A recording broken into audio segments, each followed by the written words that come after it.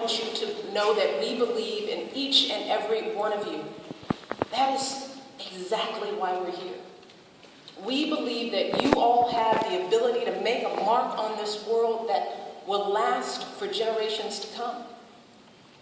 So we are so proud of you. We expect great things. So with that, I think it would be a good opportunity for me to introduce someone who accompanied me here today. Because I let him travel with me every now and then. But he is someone who is just as excited and delighted to deliver a message of encouragement and support to all of you. My husband, the President of the United States, Barack Obama.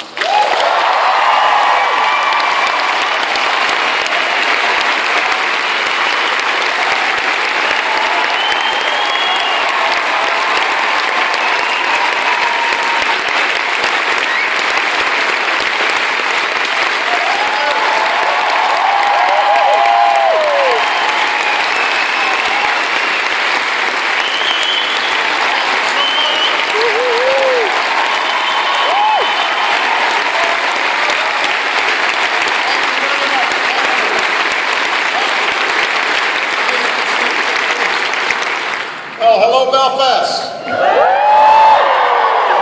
Hello, Northern Ireland. You now know why it's so difficult to speak after Michelle. She's better than me. But on behalf of both of us, thank you so much for this extraordinarily warm welcome. And I want to thank Hannah for introducing my wife. We had a chance to speak with Hannah backstage, and she's an extraordinary young woman.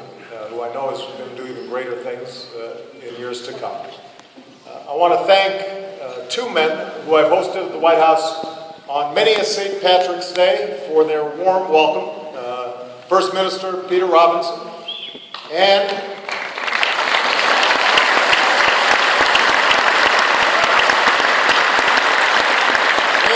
Deputy First Minister Mark McGuinness.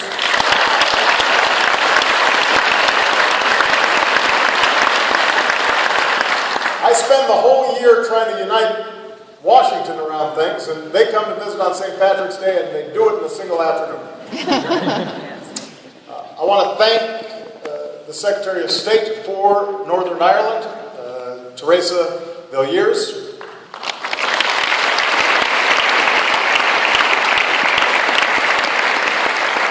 To all the ministers in the audience, to Lord Mayor Marcin O'Molier,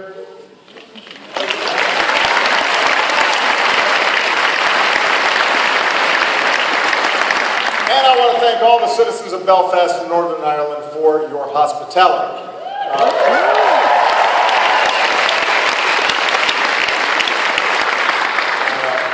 As our daughters pointed out as we were driving in, I cause a big fuss wherever I go. So traffic and barricades and police officers, and it's all a big production. A lot of people are involved, and I'm very, very grateful for accommodating us. You know, the first time Michelle and I visited this island was about 2 years ago. And we were honored to join tens of thousands on College Green in Dublin. We traveled to the little village of Moneygall, where, as it turned out, my great-great-great-grandfather was born. And I actually identified this individual in this place only a few years ago. When I was first running for office in Chicago, I didn't know this, but I wish I had.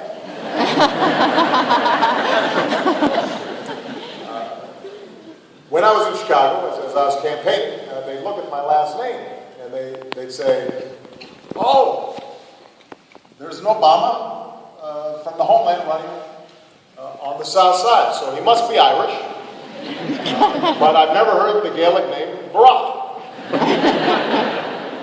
But it pays to be Irish in Chicago.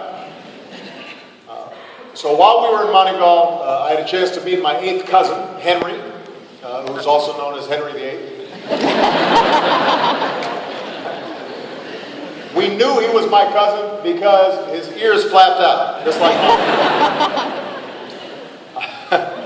I leafed through the parish logs where the names of my ancestors are recorded. I even watched Michelle learn how to pull a proper pint of black. Who's cheering for that? And so it was a magical visit, but the only problem was it was far too short. A volcano in Iceland forced us to leave before we could even spend the night. So we've been eager for a chance to return to the Emerald Isle ever since. And this time we brought our daughters too. In particular, we wanted to come here, to Northern Ireland, a place of remarkable beauty and extraordinary history, part of an island with which tens of millions of Americans share an eternal relationship. America's story, in part, began right outside the doors of this gleaming hall. 325 years ago, a ship set sail from the River Lena for the Chesapeake Bay, filled with men and women who dreamed of building a new life in a new land. They, followed by hundreds of thousands more, helped America write those early chapters. They helped us win our independence. They helped us draft our Constitution. And soon after, America returned to Belfast, opening one of our very first consulates here in 1796, when George Washington was still president. So today, names familiar to many of you are etched on schools and courthouses and solemn memorials of war across the United States. Names like Wilson and Kelly, Campbell and O'Neill. So many of the qualities that we Americans hold dear, we imported from this land. Perseverance, faith, an unbending belief that we make our own destiny, and an unshakable dream that if we work hard and we live responsibly, something better lies just around the bend. So our histories are bound by blood and belief, by culture and by commerce. And our futures are equally, inextricably linked. And that's why I've come to Belfast today, to talk about the future we can build together. Your generation, the young generation, has come of age in a world with fewer walls. You've been educated in an era of instant information. You've been tempered by some very difficult times around the globe. And as I travel, what I've seen of young people like you around the world show me these currents have conspired to make you a generation possessed by both a clear-eyed realism, but also an optimistic idealism. A generation keenly aware of the world as it is, but eager to forge the world as it should be. And when it comes to the future we share, that fills me with hope. Young people fill me with hope. Here in Northern Ireland, this generation has known even more rapid change than many young people have seen around the world. And while you have unique challenges of your own, you also have unique reasons to be hopeful. For you are the first generation in this land to inherit more than just the hardened attitudes and the bitter prejudices of the past. You're an inheritor of a just and hard-earned peace. You now live in a thoroughly modern Northern Ireland. Of course, the recessions that spread through nearly every country in recent years have inflicted hardship here too, and there are communities that still endure real pain. But day to day, life is changing throughout the North. There was a time people couldn't have imagined Northern Ireland hosting a gathering of world leaders, as you are today. And I want to thank Chief Constable Matt Baggett for working to keep everyone safe this week.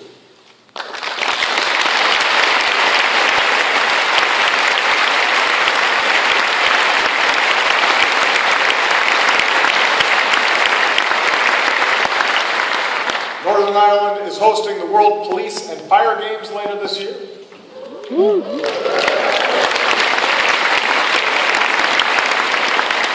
Which Dom Mary Peters is helping to organize.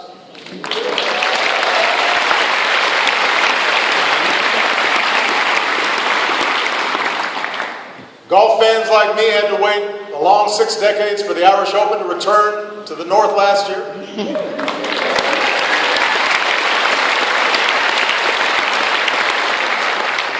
I am unhappy that I will not get a few rounds in while I'm here.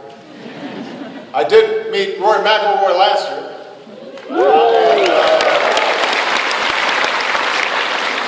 Rory offered to get my swing sorted, which was a polite way of saying, Mr. President, you need help.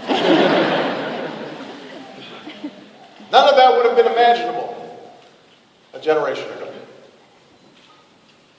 And Belfast is a different city. Once abandoned factories are rebuilt, former industrial sites are reborn, visitors come from all over to see an exhibit at the MAC, a play at the Lyric, a concert here at Waterfront Hall. Families crowd into pubs in the Cathedral Quarter to hear trot. Students lounge at cafes, asking each other, what's the crack?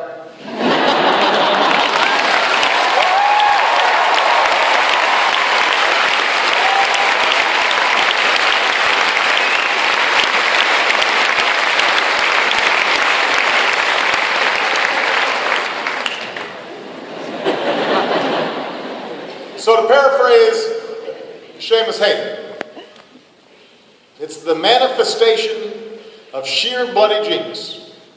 This island is now chic.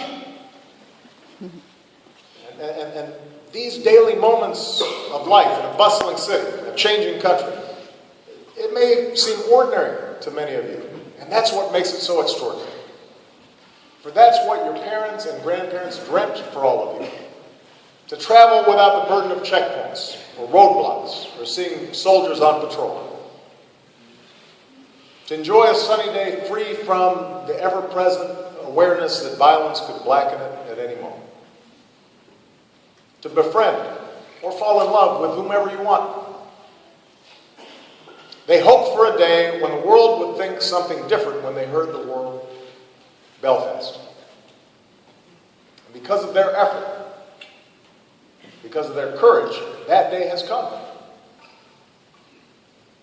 Because of their work, those dreams they had for you became the most incredible thing of all. It became a reality. It's been 15 years now since the Good Friday Agreement. Since clenched fists gave way to outstretched hands. The people of this island voted in overwhelming numbers to see beyond the scars of violence and mistrust, and to choose to wage peace. Over the years, other breakthroughs and agreements have followed.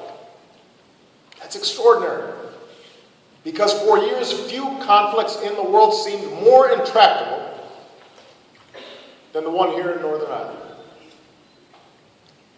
So that when peace was achieved here, it gave the entire world hope. The world rejoiced in your achievement, especially in America. Pubs from Chicago to Boston were scenes of revelry. Folks celebrating the hard work of Hume and Trimble and Adams and Paisley and so many others. In America, you helped us transcend our differences, because if there's one thing on which Democrats and Republicans in America wholeheartedly agree, it's that we strongly support a peaceful and prosperous Northern Ireland. But, as all of you know, all too well, for all the strides that you've made, there's still much work to do. There's still people who haven't reaped the rewards of peace. There are those who aren't convinced that the effort is worth it. There are still wounds that haven't healed, and communities where tensions and mistrust hangs in the air. There are walls that still stand. There are still many miles to go.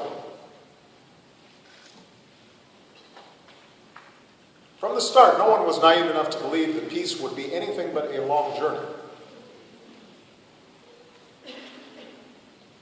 Yeats once wrote, "Peace comes dropping slow."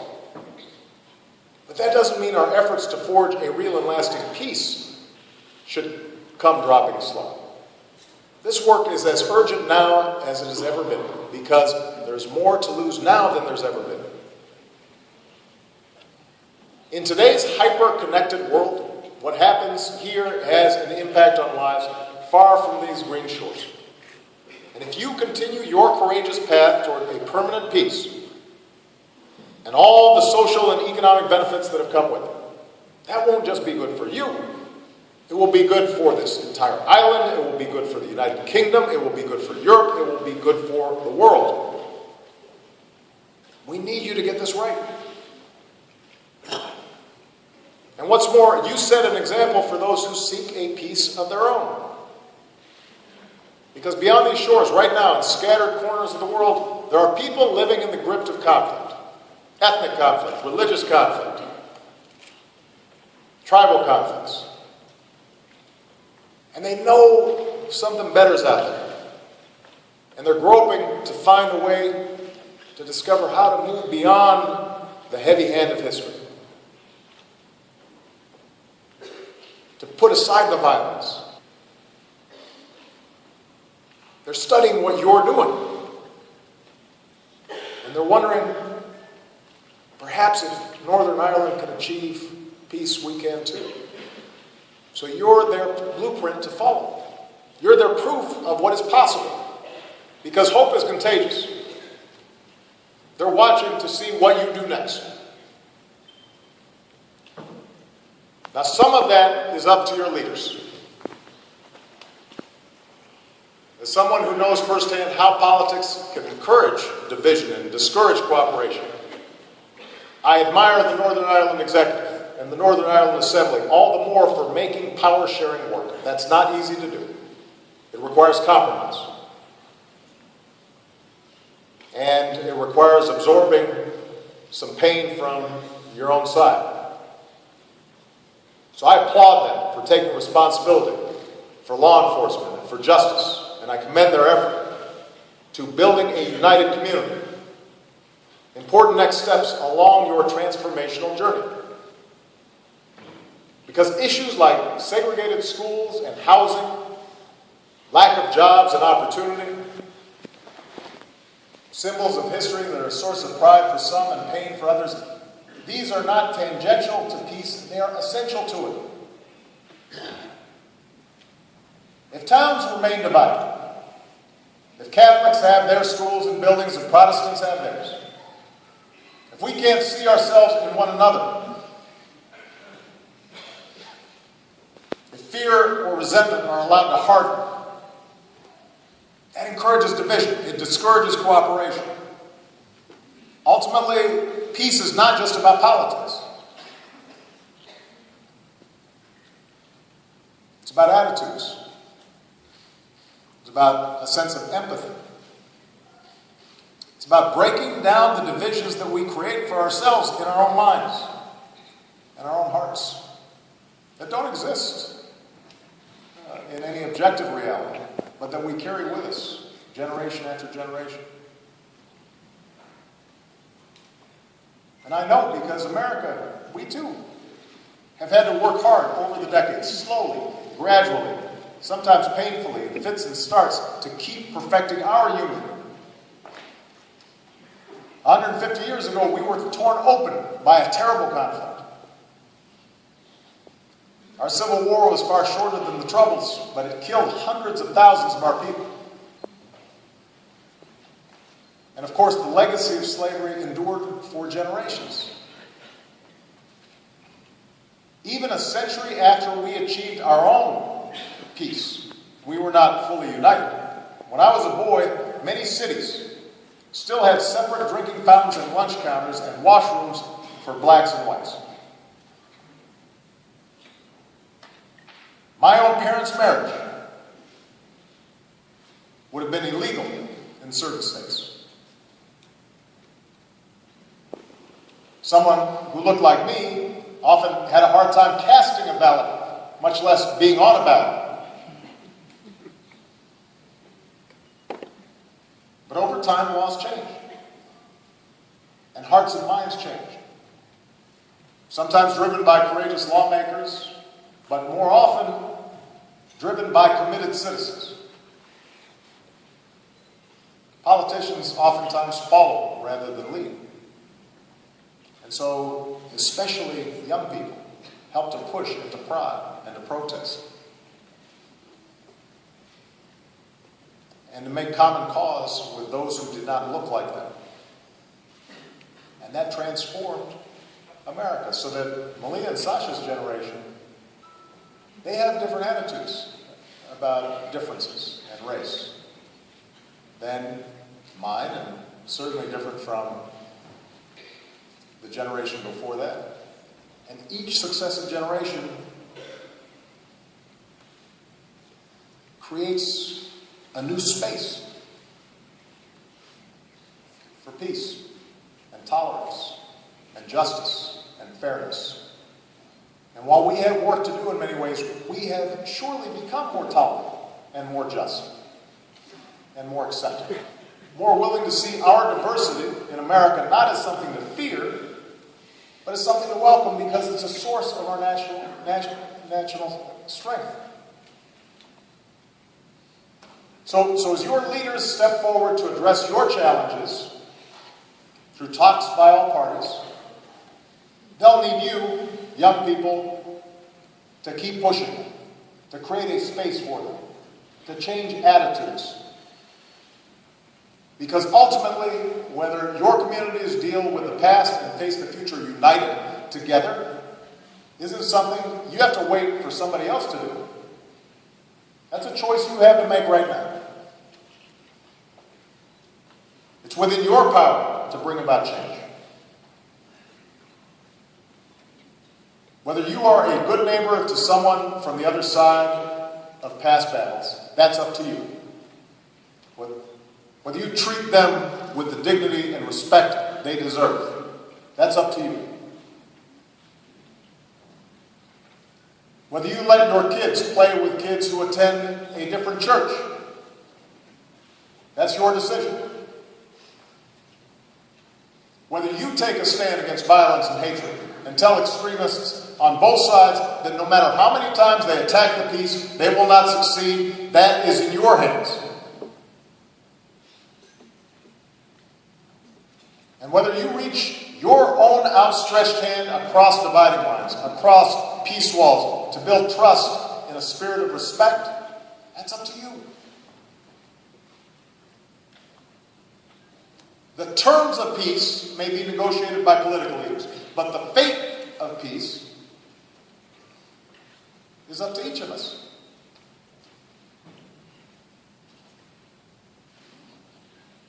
This peace in Northern Ireland has been tested over the past 15 years. It's been tested over the past year. It will be tested again. But remember something that President Clinton said when he spoke here in Belfast, just a few weeks after the horrors of Oman. That bomb, he said, was not the last bomb of the Troubles. It was the opening shot of a vicious attack on the peace. And whenever your peace is attacked, you will have to choose whether to respond with the same bravery that you've summoned so far, or whether you succumb to the worst instincts. Those impulses that kept this great land divided for too long. You'll have to choose whether to keep going. Forward, not backwards. And you should know that so long as you are moving forward, America will always stand by you as you do. We will keep working closely with leaders in Stormont, Dublin, and Westminster to support your political progress. We'll keep working to strengthen our economies, including through efforts like the broad economic initiative announced on Friday to unlock new opportunities for growth and investment between our two countries' businesses, because jobs and opportunity are essential to peace. Our scientists will keep collaborating with yours in fields like nanotechnology, clean energy, healthcare, that make our lives better and fuel economic growth on both sides of the Atlantic. Because progress is essential to peace. And because knowledge and understanding is essential to peace, we will keep investing in programs that enrich both of us. Programs like the one at Belfast Metropolitan College, which teaches students from West and North Belfast the skills they need for new jobs, and exchange programs that have given thousands in Northern Ireland and the United States the chance to travel to each other's communities and learn from one another. Now, one of those young people is here today. Sylvia Gordon is the director of an organization called Groundwork Northern Ireland, which aims to bring about change from the ground up.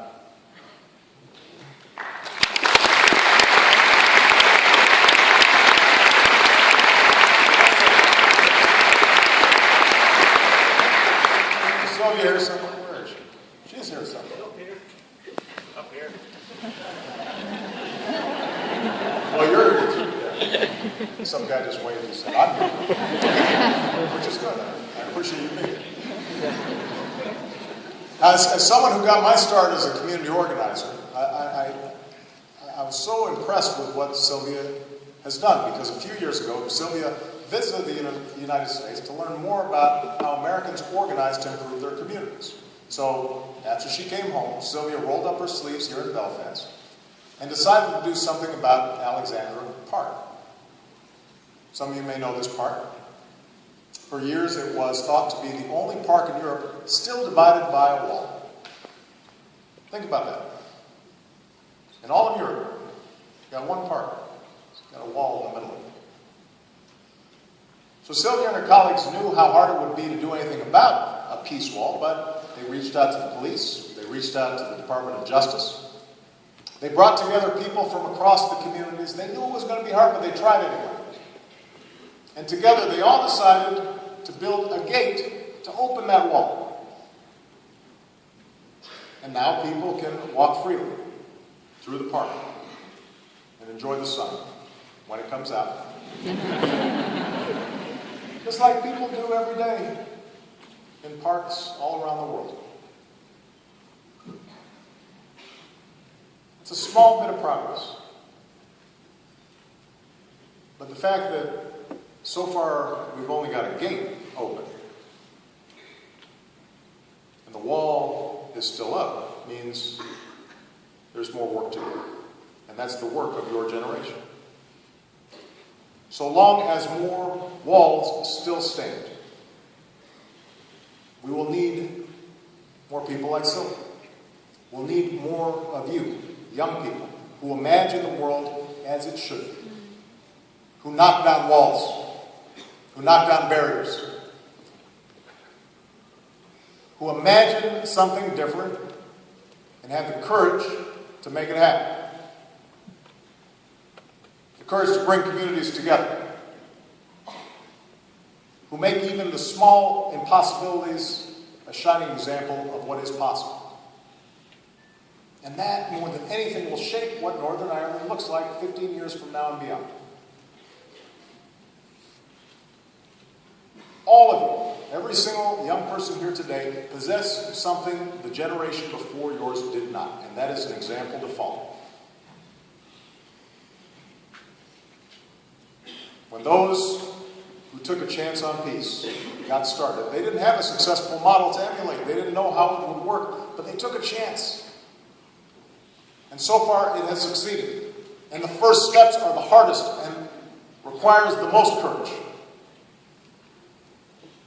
The rest now is up to you. Peace is indeed harder than war, the Irish author Colin McCann recently wrote. And its constant fragility is part of its beauty. A bullet need happen only once. But for peace to work, we need to be reminded of its existence again and again and again. And that's what we need from you. That's what we need from every young person in Northern Ireland, and that's what we need from every young person around the world. You must remind us of the existence of peace, the possibility of peace. You have to remind us of hope again and again and again. Despite resistance, despite hardship, despite tragedy, you have to remind us of the future. Again and again and again. I have confidence you will choose that path. You will embrace that task. And to those who choose the path of peace, I promise you, the United States of America will support you every step of the way. We will always be a wind at your back. And as I said when I visited 2 years ago, I'm convinced that this little island that inspires the biggest of things, this little island in its best days are yet ahead. Good luck, God bless you, and God bless all of you.